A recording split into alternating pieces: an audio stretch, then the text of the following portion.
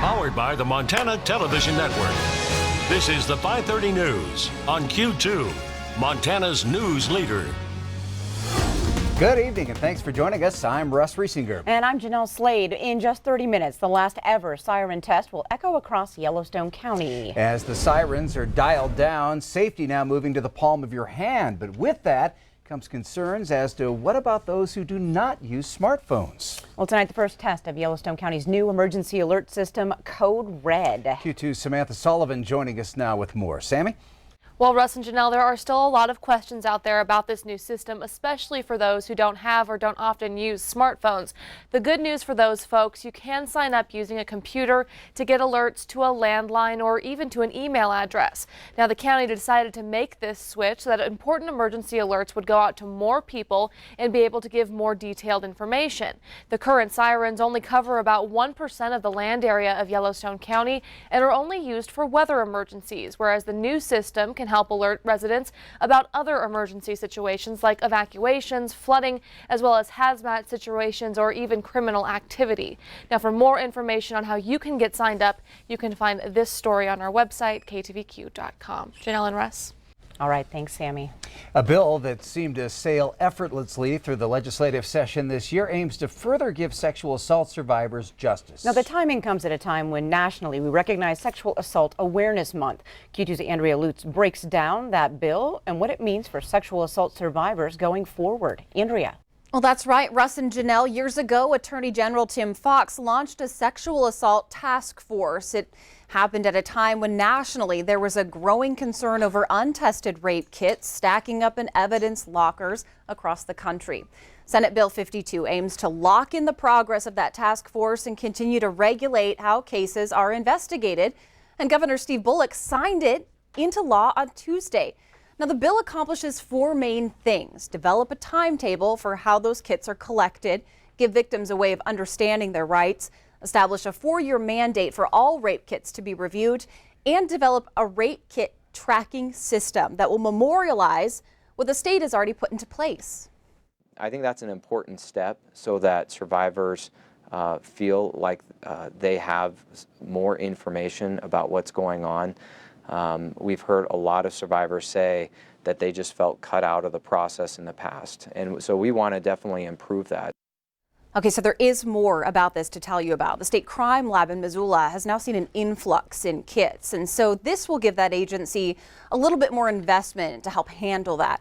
Attorney General Tim Fox saying all of this makes for big strides in the way Montana is ensuring survivors get justice. Russ.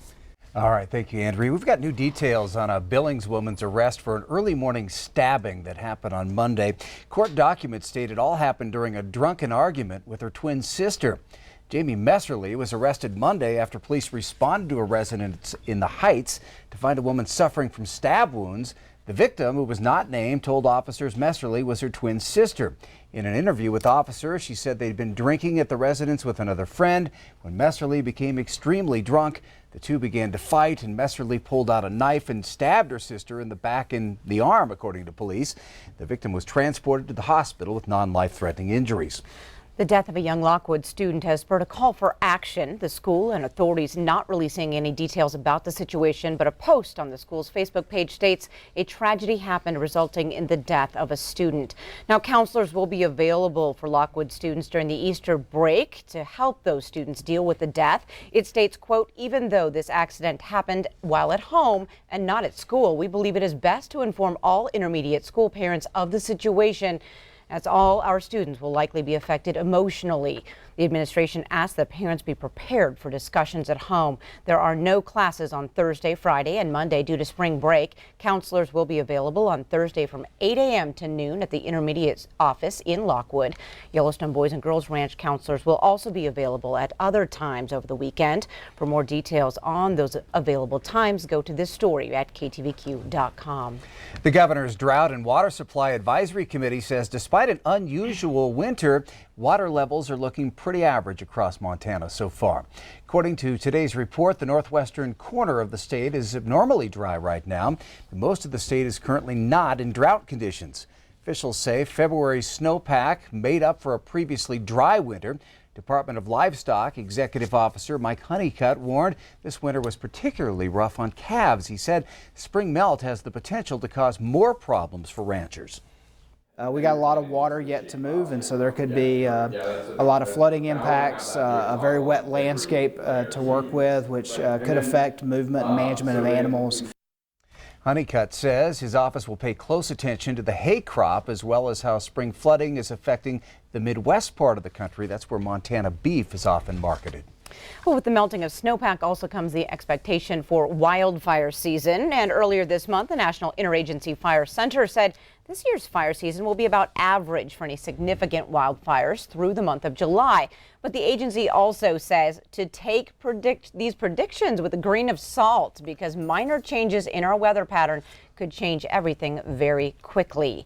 A 40% change of above average precipitation could also result in more lightning strikes, which can also lead to out of control fires. A 20-year-long fight coming to a close for firefighters across the state as a bill to provide workers' compensation for presumptive diseases of firefighters lands on the governor's desk. And today the governor ordered that tomorrow flags across the state be lowered to half staff in honor of all Montana firefighters who've lost their lives from a job-related illness. Montana continues to rally behind a Montana Highway Patrol trooper shot last month in the line of duty. Now, starting tomorrow, Montana Highway Patrol offices across the state will have bracelets available that say "Wade Strong" and "Keep Fighting." They're in honor of Trooper Wade Palmer, who's recovering in a Salt Lake hospital.